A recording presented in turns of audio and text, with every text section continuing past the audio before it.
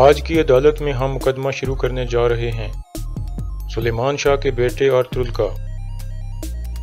تمہارا جھوٹا مقدمہ ہمارے قبیلے کے خاتمے کے لیے بنایا گیا ہے۔ اگر تم نے مزید ایک لفظ بھی کہا تو یہ عدالت فوراً تمہارے خلاف فیصلہ سنا دے گی۔ السلام علیکم ناظرین، پچھلی قسط میں آپ نے دیکھا کہ گائکلی توتیکن کو اٹھا کر ایک غار میں لے گیا تھا، جبکہ نیان پیچھا کرتے کرتے اس جگہ کے قریب پہنچ گیا تھا۔ اس قسط کے آغاز میں نیان اور اولو بلگے اس غار کے سامنے پہنچ جاتے ہیں۔ اندر ابن العربی اور درویش اللہ کا ذکر کرنے میں مصروف ہوتے ہیں، جبکہ گائکلی کہیں باہر گیا ہوتا ہے۔ اتنے میں اولو بلگے نیان کو کہتا ہے کہ یہ غار بہت خوفناک لگ رہی ہے، تم اندر مت داخل ہونا۔ لیکن نیان اندر داخل ہونے کے لیے ایک قدم بڑھاتا ہے تو غار کے باہر گائکلی ان کے سامنے بھاگنا شروع کر دیتا ہے، جس کے بعد ان دونوں کا دھیان گائکلی کی طرف ہو جاتا ہے اور دونوں وہیں سے مڑ کر گائکلی کی طرف چلے جاتے ہیں۔ غار کے اندر توتیکن اپنی آنکھیں کھول دیتا ہے اور پوچھتا ہے کہ میں کہاں ہوں۔ ابن العربی کہتے ہیں ہم سفر میں ہیں اور انشاءاللہ دلوں کو کھولنے جا رہے ہیں۔ دوسری طرف قبیلے میں جرگہ شروع ہونے والا ہوتا ہے۔ جرگے کی سربراہ گمستیکن کر رہا تھا اور فیصلہ بھی اسی نے سنانا تھا۔ اتنے میں ارطغرل کو بھی جرگے کی طرف لایا جا رہا ہوتا ہے تو درگا کے لوگ لگاتار اسے قاتل اور غدار کہہ رہے تھے۔ تھوڑی دیر بعد ارطغرل جرگے والے خیمے کے باہر پہنچ جاتا ہے جہاں حائمہ خاتون کھڑی ہوتی ہیں۔ ارطغرل ان کو سلام کرتا ہے اور پھر جرگے والے خیمے میں داخل ہو جاتا ہے۔ خیمے کے باہر دمرل بھی ارطغرل کے ساتھیوں کو چھپا کر لے آتا ہے اور سلجان ان کے پاس کھڑی ہو جاتی ہے۔ ارطغرل جرگے میں گمستیکن کے سامنے بیٹھ جاتا ہے۔ اتنے میں ایک سپاہی آ کر اس کے سر کی ٹوپی اتار لیتا ہے۔ اس کے بعد جرگے کی کارروائی شروع ہو جاتی ہے۔ گمستیکن کہتا ہے ہم سلیمان شاہ کے بیٹے ارطغرل کا مقدمہ شروع کرنے جا رہے ہیں۔ ارطغرل نے سلجوق کمانڈر ارتکش، تو درگا سپاہیوں کے کمانڈر توتیکن اور سپاہی کوجا بش کو قتل کیا ہے۔ پھر وہ ارطغرل سے کہتا ہے کہ اب تم بتاؤ کہ ان تینوں کا کیا قصور تھا اور تم نے ان کو کیوں مارا؟ ہم اسلامی لحاظ سے وہ وجہ جان کر فیصلہ کریں گے۔ پھر ارطغرل بولنا شروع ہوتا ہے اور کہتا ہے سب سے پہلے آپ یہ جان لیں کہ میں اپنی مرضی سے قبیلے میں آیا تھا، ورنہ کوئی بھی مجھے پکڑ نہ پاتا، اور میں اس لیے یہاں آیا تھا تاکہ ہمارے قبیلے کے بڑے یہ جان لیں کہ اصل غدار کون ہیں۔ گمستیکن کہتا ہے لفظوں کے ساتھ کھیلنا بند کرو اور سوال کا جواب دو۔ پھر ارطغرل کہتا ہے تمہارا جھوٹا انصاف اوغز قبیلے کے خاتمے کے لیے بنایا گیا ہے۔ گمستیکن غصے میں آ جاتا ہے اور کہتا ہے اگر تم نے مزید ایک لفظ بھی بولا تو ابھی تمہارے مقدمے کا فیصلہ تمہارے خلاف سنا دیا جائے گا۔ پھر ارطغرل جرگے کے لوگوں سے مخاطب ہوتا ہے اور کہتا ہے جب سے میں نے تلوار پکڑی ہے میں نے کسی معصوم کا خون نہیں بہایا اور ہمیشہ ظلم کے خلاف اپنی تلوار چلائی ہے، کیونکہ میں بہت اچھی طرح جانتا ہوں کہ جب ایک ظالم سانس لینا بند کر دیتا ہے تو ہزاروں مظلوم خوش اور آباد ہو جاتے ہیں۔ تو یہ سب جانتے ہوئے میں کیسے کمانڈر ارتکش اور توتیکن کو مار سکتا ہوں؟ اور ہاں، کوجا بش کو میں نے مارا ہے کیونکہ وہ ایک غدار تھا۔ پھر کوئی سردار غصے سے بولتا ہے کیا غدار کو مارنا تمہاری ذمہ داری ہے؟ ارطغرل کہتا ہے اگر آپ اپنی آنکھیں بند کر کے ایک غدار کو پالیں گے تو پھر بالکل یہ میری ذمہ داری ہے۔ گمستیکن کہتا ہے کیا تمہارے پاس کوجا بش کی غداری کا کوئی ثبوت ہے؟ ارطغرل کہتا ہے میں اتنے عرصے سے ظالموں اور غداروں سے لڑ رہا ہوں، اس لیے غدار کی فطرت کیا ہوتی ہے یہ میں خوب جانتا ہوں۔ کوجا بش نے کمانڈر ارتکش کی جاسوسی کی اور نیان تک خبر پہنچائی اور اسی نے توتیکن کو بھی پھنسایا تھا، اور نیان جیسے ظالم شخص نے کوجا بش کو زندہ کیوں چھوڑا؟ صرف اس لیے کہ وہ مجھے قاتل ثابت کرنا چاہتا تھا تاکہ دونوں قبیلوں کے لوگ ایک دوسرے کے خلاف ہو جائیں۔ کوجا بش کے علاوہ ایک غدار اور بھی ہے اور وہ ہے میرے ساتھ بیٹھا ہوا شخص کارا بیک۔ جب نیان میرے ہاتھ میں کیل ٹھونک رہا تھا تو یہ شخص بھی وہاں موجود تھا اور ہنس رہا تھا۔ اس بات پر جرگے والے چونک جاتے ہیں، جبکہ کارا بیک غصے میں آ جاتا ہے اور کہتا ہے کہ یہ جھوٹ بول رہا ہے اور اپنے قتل کے جرم سے بچنے کی کوشش کر رہا ہے۔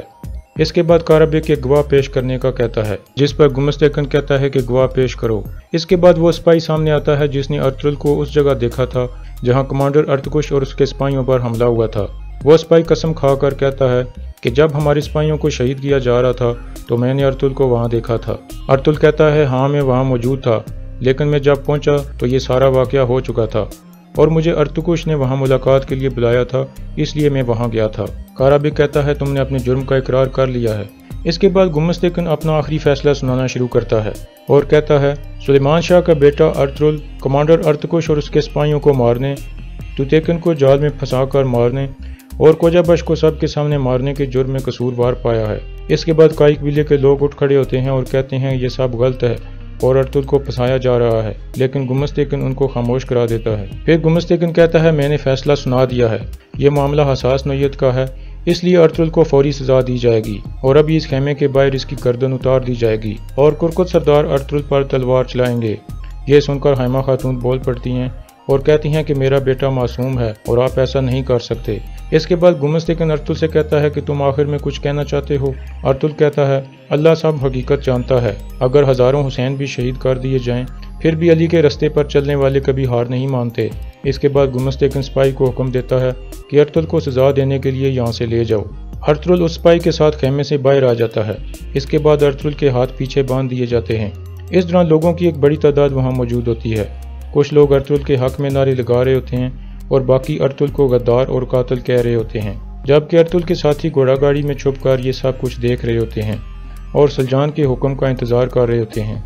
दूसरी तरफ गुंदोगदो गुमस्तकिन से कहता है कि मैं एक आखिरी बात आपसे कहना चाहता हूँ कि हमें सुल्तान अलाउद्दीन को अर्तुल के फैसले के बारे में पहले बताना चाहिए। सुल्तान अलाउद्दीन अर्तुल को दिल से चाहता है और अगर उन्होंने ये सुना तो हम सबको इसकी कीमत चुकानी पड़ेगी।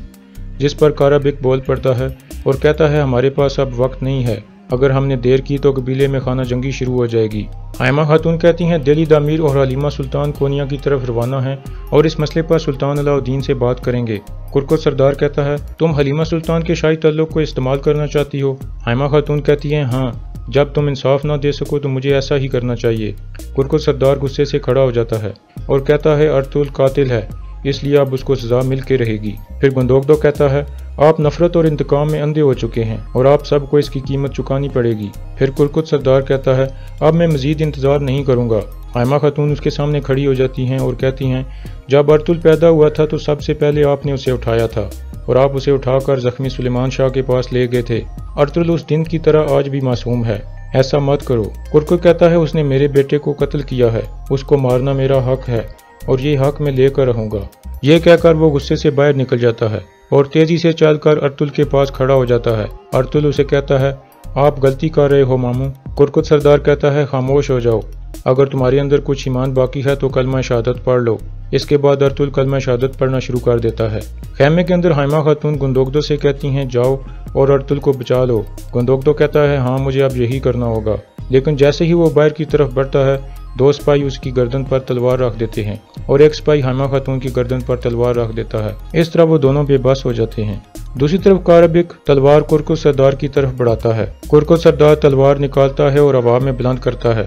ऐन उस वक्त सलजान अर्तुल के साथियों को कहती है कि जाओ और अर्तुल को बचा लो, जिसके बाद वो फौरन छलांगे मारते हुए घोड़ा गाड़ी से बाहर आ जाते हैं। इसके बाद सलजान दुमरुल को भी आवाज देती है और वो भी अपने सिपाहियों के साथ हमला कर देता है।